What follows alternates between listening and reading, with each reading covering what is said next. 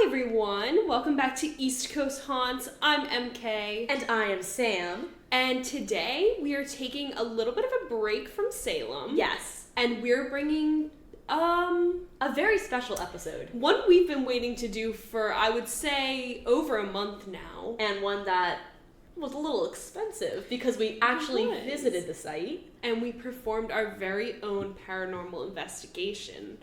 But before we tell you all about that, and we're not going to hold anything back, we got to give you a little bit of like the history and known recorded hauntings of this site. Yes. Sam, do you want to tell them where we went? We went to Pennhurst State School and Hospital, also more commonly known as Pennhurst Asylum. But that name is a little misleading, and Yes. I think you're going to get into why. Yes, I'm going to get into why that is a completely incorrect name. But this is located in, I would say, 45 minutes outside Pennsylvania. Oh my god, outside of Philadelphia. Yeah, I think it's called Spring City, Pennsylvania. Mm-hmm. And we went with both of our boyfriends. Yes. So my boyfriend Zach and your boyfriend Ray. Yes, they were very brave, good boys. Yes, they were. They got a little spooked though too. They were kind of acting like the tough guy part, and I think I know at least Zach got a little freaked out. I think Ray kind of kept his cool a little bit more, but at least on the outside. Who knows what they were thinking on the inside?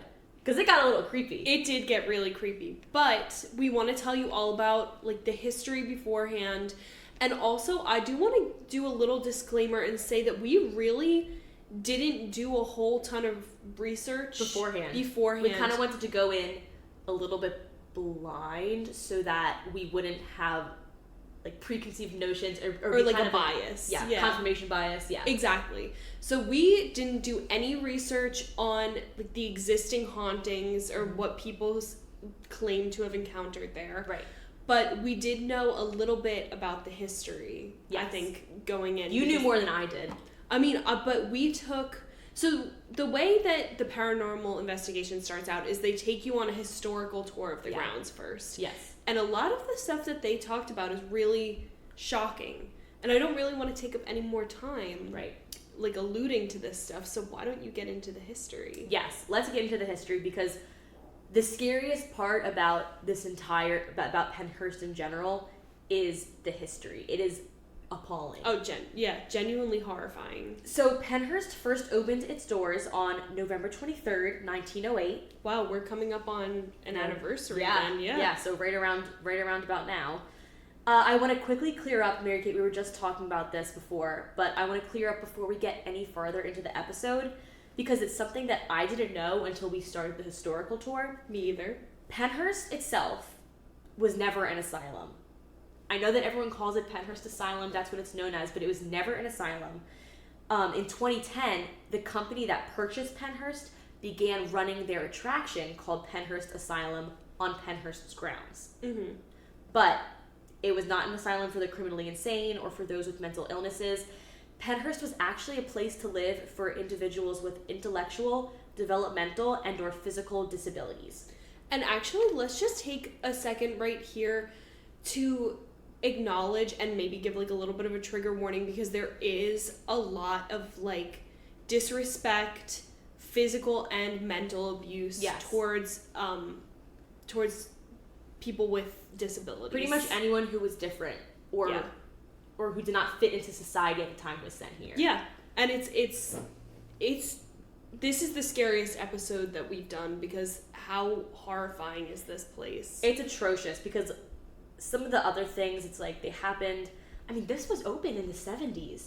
And these horrible things were happening in the 70s. Like, we're not really that far removed from it. No, we're not. That's less than 50 years ago. And it was happening not too far from where we live. It's so hard to wrap your head around. Yeah. So just keep in mind, there will be some rough topics today. If you want to skip, we understand, because it's very upsetting. So, when Pennhurst first opened, it was actually called the Eastern Pennsylvania Institution for Feeble-Minded and Epileptic. And back in the day, the phrase feeble-minded, which we don't use nowadays, it's demeaning and insulting, it referred to anyone with an intellectual disability. That's casting a huge net. So in the early 1900s, the eugenics movement was becoming popularized.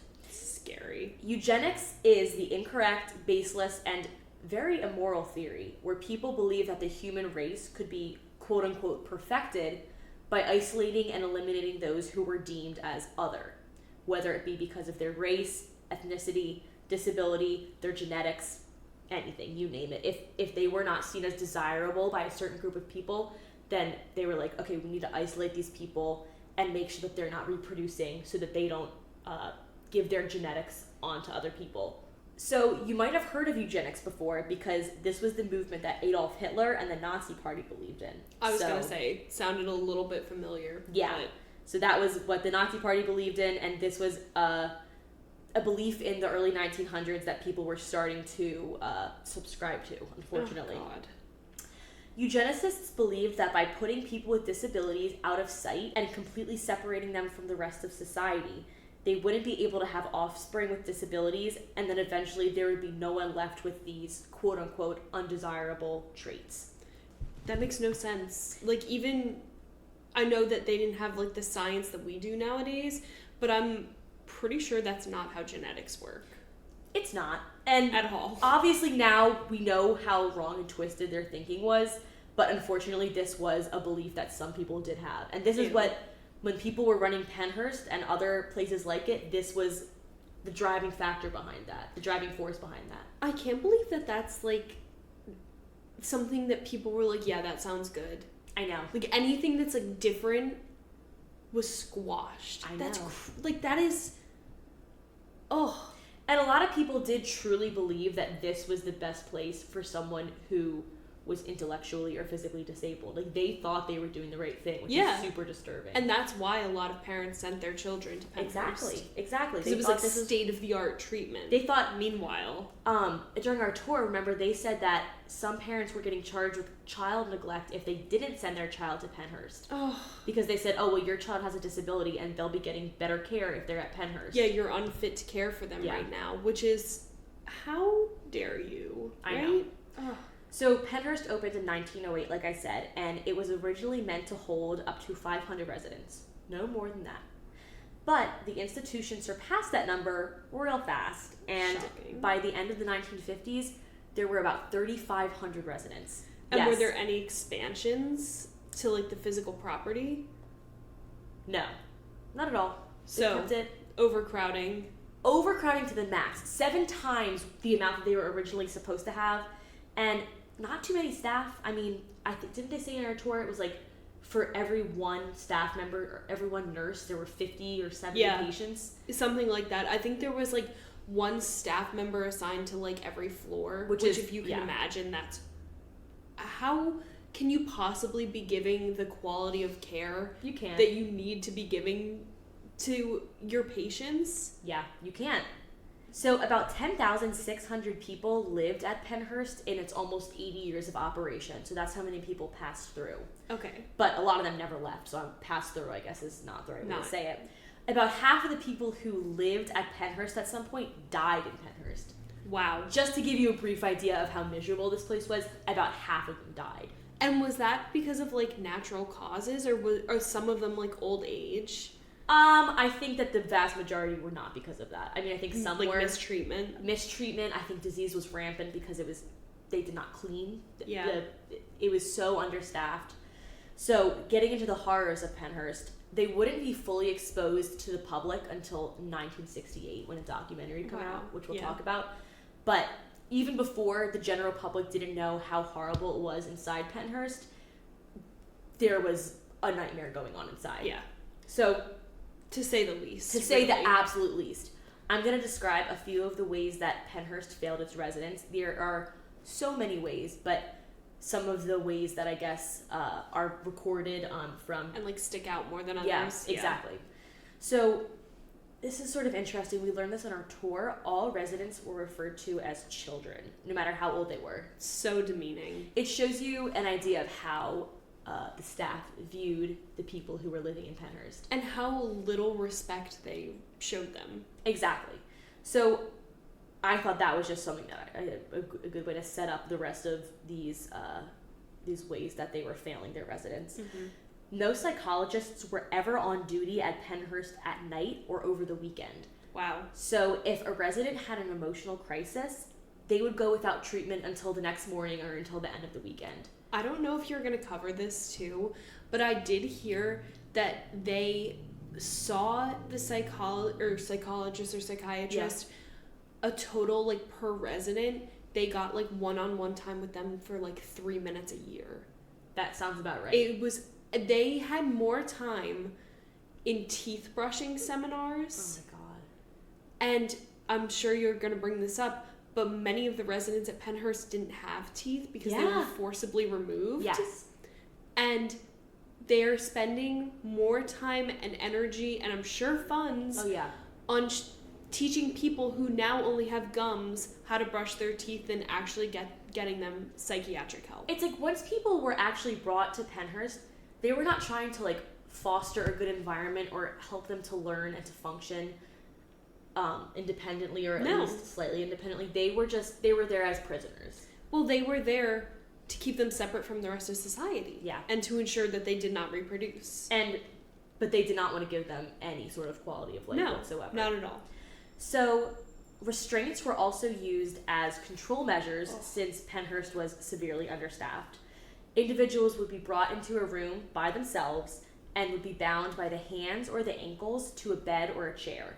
That's sickening. And others would be restrained with chemicals like tranquilizing drugs. Oh my god. So yeah, just because, some of them were physically restrained, some of them were restrained with chemicals, or both.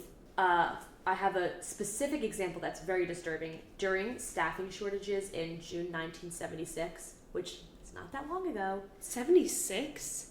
Yes. And also, yes, I'm saying these are during staffing shortages, but that's not an excuse for them to do any of this. But they did note it in the court transcript, so that's why I said it.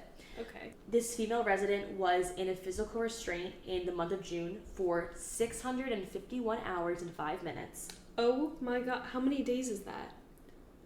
Almost the entire month, I think. Hold on, let me do this math. Okay. 27 days? More or less, she lived in these restraints. And then again, in August, like 2 months later, she was in it for 720 hours. I'm sure that's the entire month. Yeah. So she literally 30 days, exactly. Yeah, she literally lived in these restraints. And, it sounds to me like she lived basically her entire life in these restraints, and they didn't even think to enroll her in occupational therapy. Yeah. Because the reason they had her in restraints was that I think they said she was a danger to herself and others, but they didn't even think to put her in any type of therapy until the next year. Wow. Then they put her in occupational therapy, and pretty much right away she started showing improvement. Wow, I'm surprised. If they had given her this treatment earlier, this part is horrible. If they had given her this treatment earlier instead of locking her up and neglecting her and basically being like, okay, out of sight, out of mind, she most likely would have led, obviously, a much happier life. And when she was restrained, somehow she ends up blinding herself.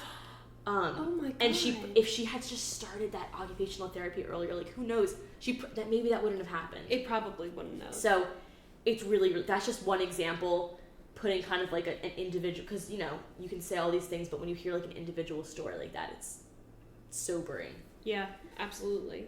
So regarding the actual buildings themselves, there was human waste on the floor pretty much at all times. Gross. So unsurprisingly, there were infectious diseases that would run rampant among residents. I'm sure this caused a lot of the deaths. Yeah, I'm sure.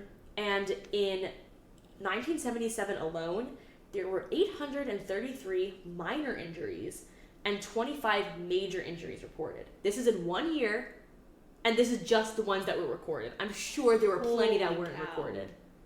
So, oh my god. I wonder what classified as like a major injury. I was wondering the same thing. Probably something that like required a trip to the hospital or the infirmary. Yeah. Because 25, I feel like there were probably more, honestly. Oh yeah. But that just goes to show, it's like they weren't even trying. That's probably 25 major injuries that weren't inflicted by Pennhurst staff. Right. Yeah, exactly. Yeah. So, besides residents hurting each other, which sometimes did happen, some staff members also abused residents, which you were just saying. And this is a quick trigger warning for sexual assault and abuse. Skip maybe 15 seconds and then we'll be done. In 1976, again, all these are happening in this, all these are being reported in the 70s, but I'm sure it happened plenty of times before this. A resident was raped by a staff member. Oh my God. Another person was thrown across the room by a staff member, and another was beaten with a belt by a staff member. And again, these are just the reported incidents. That is so absolutely sickening. I actually don't have any other words for that. It's horrible. Oh my God. So no residents had any privacy whatsoever, and many of the people who lived at Pennhurst actually reverted in skills. Instead of becoming like better at communicating or becoming more self-sufficient, they started to lose their ability to communicate after living there for a while. Well, I'm sure that has something to do with the fact that they are restrained. Yes. And having chemicals injected into them. And having to be isolated or be in a room with like 10 or dozens of other people. And deal with the trauma of either getting beaten themselves or watching what you would imagine have become their friends. Yeah. Getting beaten. There was a video I saw. I don't remember if it was in the documentary that we're going to talk about in a second, but there was a young boy, I think he was like a preteen, and they deemed him as naughty. They were like, oh, he steps out of line, like he's loud. And they kept isolating him like as punishment, and he started to lose the ability to like speak. Oh my God. It was really, really sad. And then here's an actual story from the court case Halderman versus Pennhurst, which is one of the court cases that was brought in the 70s. That got it shut down? Mm-hmm. Okay. So, and this is a quote. Many of the residents have suffered physical deterioration and intellectual and behavioral regression during their residency at Pennhurst. Terry Lee Halderman, the original plaintiff in this action, was admitted to Pennhurst in 1966 when she was 12 years of age. During her 11 years at Pennhurst, as a result of attacks and accidents, she has lost several teeth and suffered a fractured jaw, fractured fingers, a fractured toe, and numerous lacerations, cuts, scratches, and bites. Prior to her admission to Pennhurst, Terry Lee could say dada, mama, noi noi, which is like her way of saying no, and baba, which was her way of saying goodbye, and nana, which was her way of saying grandmother. And she no longer speaks.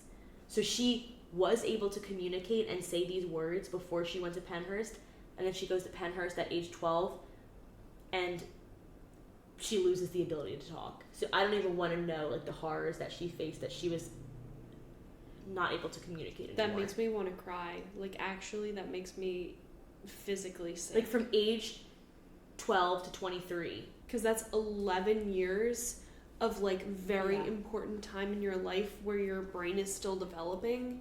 And I mean, obviously some sort of like mental scarring happened because of the trauma. And physical scarring. Oh, yeah. So don't forget about that. We're not even going to get into the abhorrent conditions of the bathrooms and the sleeping areas and the buildings in general, just because there's, I mean, you could go on forever. Yeah, the worst you could imagine, it's worse than that. These were conditions that no living creature, whether human or animal, should ever be living in. And the fact that they were able to get away with this for so long and have this many people, coming through Pennhurst is like absolutely sick. I mean, there's a very famous quote from one mother, I believe, who went to Pennhurst to go visit her daughter and ended up actually pulling her out of Pennhurst, she was one of the very few parents to do that. And when asked, like, why, she was like, the conditions there, I wouldn't let my dog live there. Yeah. So I'm not going to let my daughter live there, which is, like, props to her. That goes to show. Yeah. But she was one of, like, very few parents that did that. Yeah. Or who were even allowed to do it, I guess. Yeah, because most parents, they were saying on the tour, some of them would just kind of ship them off to Pennhurst and be like out of sight, out of mind, because it was kind of seen as like a black mark on the family. Yeah. Right. So there were some workers, I know I'm describing this and it's like absolutely horrible, but there were some workers who actually were there to help the residents who did have good hearts.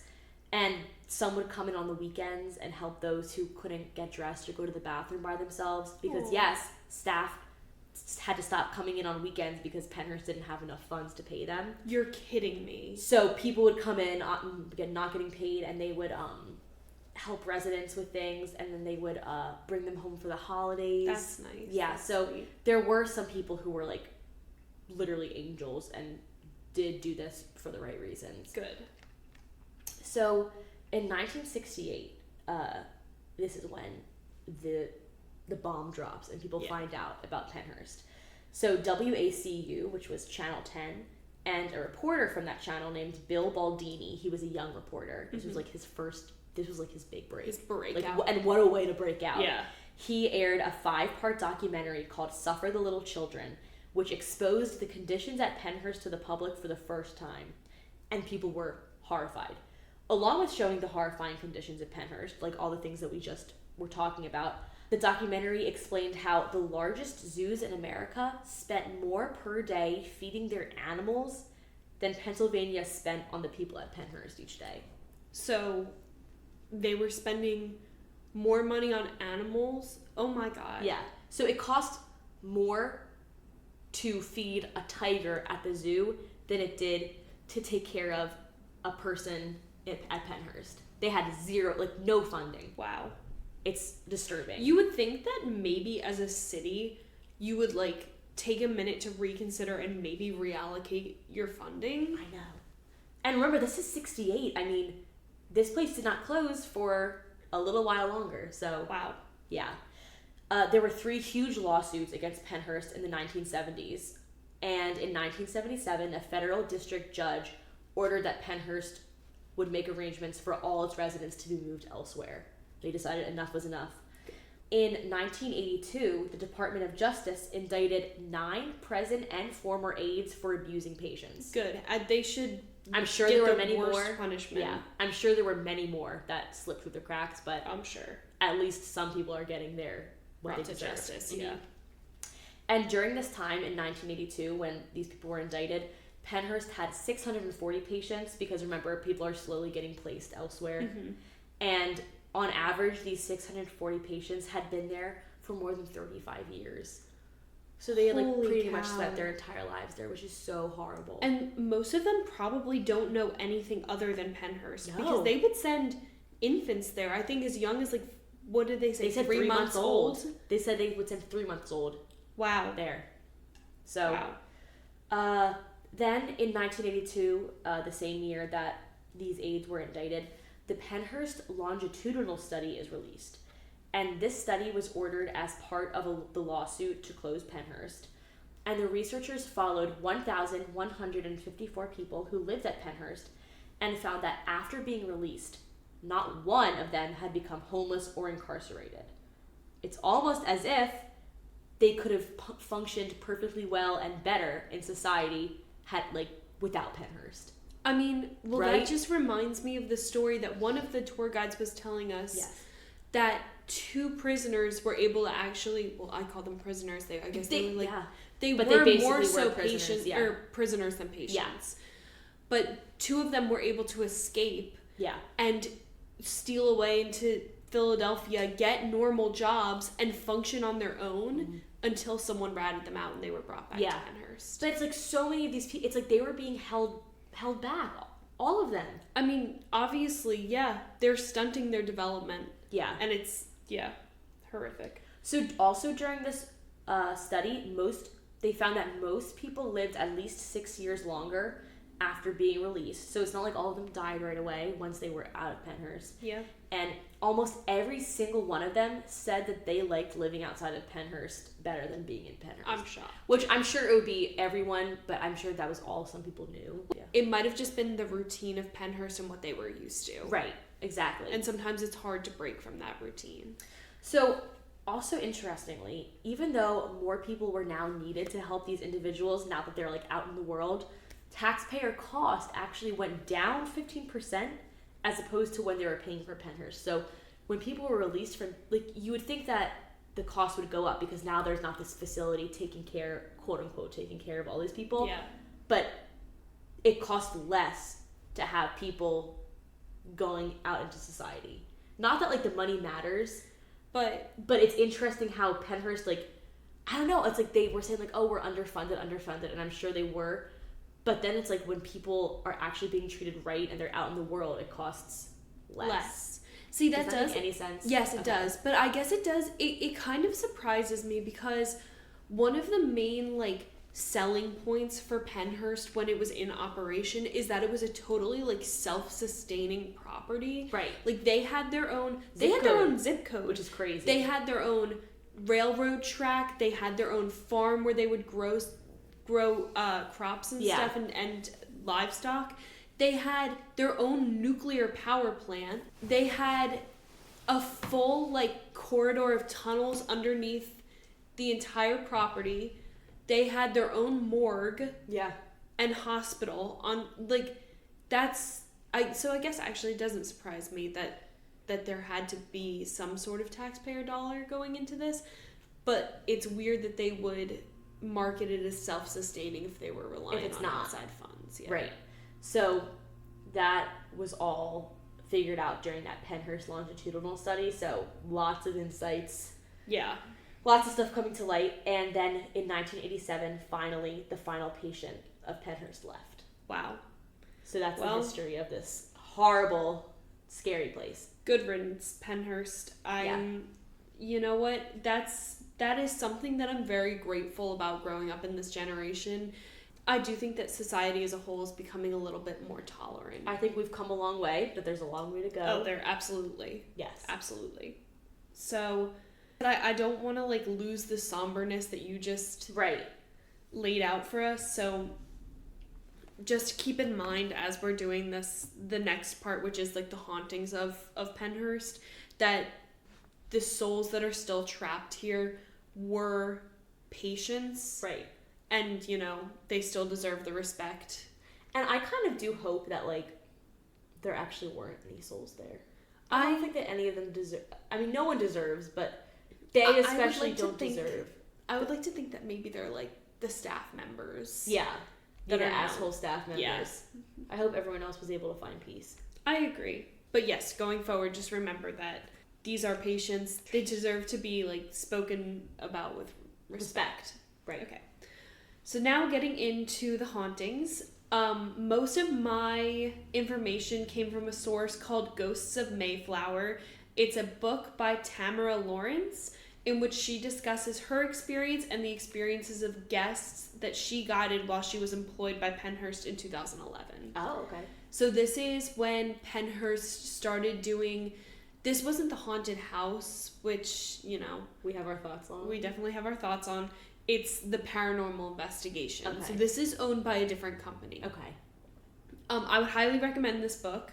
And again, note that we did read this book after the investigation so as to not influence our findings, but you will find that some of the alleged hauntings line up with what we did. And I was going to say, I didn't read it at all, so yes. I'm about to hear for the first time if anything lined up. So, again, like we always do, I'm going to work my way up to the big kahuna. Okay, good. And I'm going to start out with some of the more minor hauntings. All right.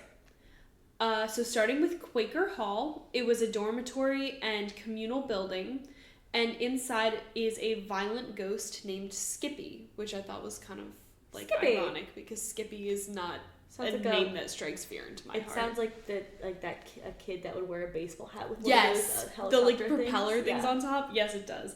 No, he was a janitor that despised women patients.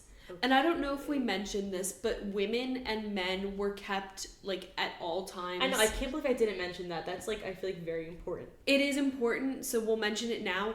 Men and women were kept completely separate. Totally different campuses. Yes. Because they didn't want any reproduction going on. Right. There's also, I don't know if we mentioned this either, but there were rumors of sterilization being performed at Pennhurst. That also, there's no basis, like there's no records to back that up. Yes. But I mean, we see the other things that were happening. It's not a far stretch to imagine that. Yeah. So anyway, so janitor Skippy despised the women patients, and he would treat them horrifically. So he's also known to attack woman visitors. Shocking. And Quaker Hall is actually closed right now due to structural issues. Okay. But a lot of people online speculate that it's actually because the attacks were so violent that Pennhurst didn't want to get sued. So he was attacking women like scratching them, pulling their hair, and biting them. Okay, Skippy. Skippy's kind of an asshole. Then, like I was mentioning before, there's the Lincoln Tunnels. Right. And they were used to transport patients. Now, if you ask a guide at Pennhurst whether or not the patients that were being transported through these tunnels were dead or alive, because remember, they did have the morgue. Right. And contrary to popular belief, a lot of the people that died at Pennhurst were not buried on site, although they did have a cemetery on site. They were shipped back to their hometowns and buried at their respective cemeteries. But if you ask a guide at Pennhurst whether or not these tunnels transported alive or dead patients, the answer that they have been trained to give is they transported all types of patients there. Interesting. Are these the tunnels that we went in? Yes. Yeah, because I remember our tour guide specifically said, like, oh, like, patients didn't really even go in these unless it was inclement weather. And I was like... So they were used to walk from one building to another in the wintertime, which is important because these tunnels are designed to keep out any outside elements, so any wind, any, like, cold air, which is funny because one of the most, like, common weird occurrences that happens there is a strong breeze blowing through, and there's no way that a breeze should be able to get in these tunnels. Very weird. And we were in there, and we can also kind of attest to this next one. It's known for cold spots. It was freezing in there. And when we toured, it was, like, 70 degrees at night. It was, like, unseasonably warm. Which is weird because it was, like, mid-November. Yeah. I guess that's what unseasonably means. But, so it's known for, like, being freezing cold. They also don't know why it would be like that because underground tunnels would have some sort of insulation. Yeah. Being underground. Heat rises, bro. But it's known also for disembodied running footsteps and foul smells. Okay. Which, foul smells, that could probably be from so many different things, yeah. The other two are kind of still weird, yeah. Another haunted spot on campus is the infirmary, which I'm sure comes as a shock to no one. Yeah. It's known for its shadow people, disembodied cries, and there's one specific room in there that used to be a dentist's office, and like we alluded to before, if a nurse or other worker complained that they felt threatened by a patient, and they would have to have no proof to back this up, the patient would be admitted to the dentist and they would have all their teeth removed. So look at that nurse funny, and if she decides she wants she to get doesn't your like teeth you, removed, you're done. And now the big kahuna is, of course, the Mayflower Building. Yes. And it was featured on our paranormal investigation. It's said to be the most haunted building on Pennhurst property. And this is the building that got Pennhurst the name of being, like, I want to say the third most haunted spot in America. Okay. It's at least one of the most haunted spots in Pennsylvania, and it's renowned worldwide among the, like, paranormal investigation community. Yeah, it is a big deal. It is the real deal.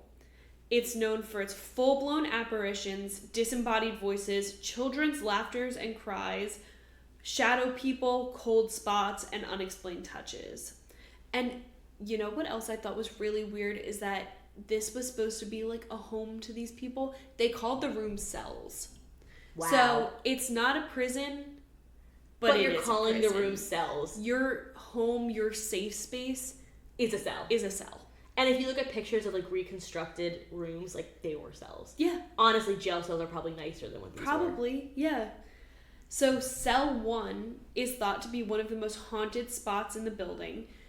Many mediums, psychics, people that claim to be clairvoyant have gone in this room, and all of them say the same thing. Something is angry, and it lives in the far left corner. Oh. And everyone, or most guests that walk in that room, will claim to have felt someone watching them. All right. Did we go into this room? I think we did. Okay.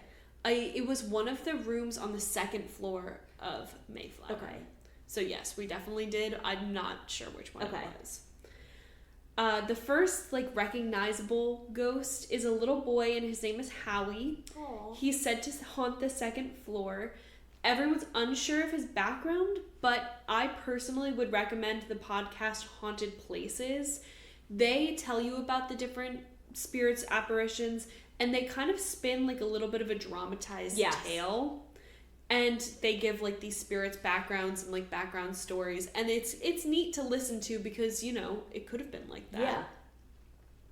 Howie has toys that tend to move on their own. Most famously, there's a red rubber ball, which we did see. Yeah. And a Fisher-Price airplane. There were actually a couple of red rubber balls throughout. Yeah, but the one main one was on the second floor of the Mayflower building. Howie. I know, he's so cute. The ball will roll by itself, and guests claim that if they touch the Fisher-Price airplane, they'll feel like their shirt tugged, or like, Howie doesn't really like to share. Aww. And guides and guests on the second floor of the Mayflower will hear a disembodied child's voice calling for mommy, which is heartbreaking because his mommy was definitely not there. I'm glad we didn't hear that. I know. My heart would have broken. There's another little boy, and he's usually spotted as an apparition wearing a striped shirt. Okay. Workers actually found this shirt in a closet with a name written on the tag. Oh. And this name is also found on the outside of one of the cells on the second floor of Mayflower. Wow, okay. I wasn't able to find what the name is, but I do know it was like kind of confirmed that this little boy was a patient at Pennhurst. Interesting. Wow. There's also a little girl, which the ghost hunters on Ghost Adventures, you know, the show, claim to have found out that her name is Mary. Okay. Oh, all these poor kids. I know. She likes to pull on people's hair and mess with girls with long brown hair. MK. I know. When I read that, I was like, whoo. That would have been funny. She likes to tap tall men on the shoulder. Ray could have gotten tapped. Oh, tip tap. She's said to have long black hair and a blue-white dress, and like the local legend is that she died during a sterilization gone wrong. Oh my god. Which is like... But she was a little girl. Yes. Okay, that's horrible. Yeah. Aw. See, like, this is what we mean. Like, none of these haunts, besides that first sexist guy, like Skippy. Yeah. Like, all these haunts are like, they're sad. Like, they're not even spooky. They're just sad. Well, they're about to get a little bit spooky, actually. So, Mayflower is especially known for its shadow people, and the most common place to see them is in the bathroom, specifically the shower. Oh, and we were looking around those showers. Yeah. Also, they're also common in the art room and the common room in the Mayflower, and there's one particular shadow man that people have claimed to know that his name is Fisher. Okay. That likes to inhabit one of the chairs in the common room. There's a quarter on one of the tables in there that spins by itself. Oh. And he's known to either run or drag himself down the hallway. Oh, wow. Which is horrifying. Yeah. And the idea of someone like dragging themselves. I know. I wonder why. And he is apparently not nice. Okay. And like people have caught him on camera, and he has like these really sunken in, they say like evil looking eyes. Oh, wow. Okay. And then perhaps the most famous is that of a nurse. She's been seen in her like old-timey nurse scrubs. Okay. And she is said to like chastise people, like kind of roughhouse them. So she was not one of the nice nurses. Not one of the nice nurses. And people say that they are able to feel like the sensation of being stabbed with a needle in their neck. Well, and that in their probably shoulder. is how they sedated people. Yes. Wow. Which is like scary. So scary. And actually, I know I said this before, but there is one more famous resident of Pennhurst that is said to still remain on the grounds. So this was a doctor that was featured in Bill Baldini's feature presentation, Stuff He's for the Little Children. Featured in a lot. Yeah. And he's like, what's crazy about it is that he is not like ashamed at all, and he willingly shares with the investigative reporters the abuses that Pennhurst residents have suffered at his hands. His name is Dr. Fear. That's literally his name. That is literally not a nickname. That is literally his given name. And he used to like almost experiment on the patients. There was one boy there who was getting a little too rowdy for Dr. Fear's liking, and Dr. Fear talked to some other medical professionals and was like, what is the most painful injection that I can give him without causing like physical damage? And would use that injection as punishment. this guy definitely was a sadist who just was somehow able to use his, like, disgusting... It's, like, it's just a disgusting display of power. He's horrible. Yeah. And if you watch the videos of him, like, he is just evil. I mean... And he's, like, proud of himself. It is so disgusting, the display of the lack of humanity that some of these people have. Yes. I don't even understand how you're sitting here looking at these children, these little defenseless children, and you're like, what is the most pain that I can cause them? What is wrong with you? Oh my god. Atrocious. So I would not want to run into him during our tour. That would have scared me. Yeah, me either. But, I mean, Pennhurst is just, it's actually a little bit hard to talk about, isn't it? It is, yeah. It makes you cringe. Like, oh, it's horrible. It makes me, like, embarrassed to be a human. I was just thinking the same thing. Knowing that this happened. Yeah. It's like, how could parents have let this happen? A lot of places called it the shame of Pennsylvania. I was right? just about to say, now we know why it's called the shame of Pennsylvania. But I think that pretty much wraps up, like, the true history and some of, like, the documented hauntings at Pennhurst. Next episode, we're going to tell you about our personal experience there. And there is a lot to go through. There is some crazy stories. Yeah. I mean, like, it was really? Way more than I thought would happen. It was really cool. I went in there with, like, I would say medium expectations. Like, I was really hopeful that we would run into a couple of things. But you weren't expecting By the end of the night, I was like, please, dear God. I was like, let me get out of here. Yeah. It's wow. I don't even know how to describe it. And I'm just going to close on, like, a little funny note. Yeah. When someone, like a visitor at Pennhurst asked Tamara Lawrence she talks about this in her book, why she works there, because they had just, like, encountered the Shadow Man. Yeah. And she was like, I'm giving my guardian angel a workout. And that's literally how it felt. It was like, I know we're always like, don't touch Ouija boards, don't test fate. And then we were, like, walking into these rooms. I was like, can we be doing this? Is there anyone who wants to talk to us here? Oh my god. Like, going against every piece of advice we've ever given. Yes. But I'm really excited for that. I think everyone's going to enjoy that. Keep an eye out. It'll be out shortly. But until then, thanks for listening, you guys. And we'll see you next time. Goodbye. Bye.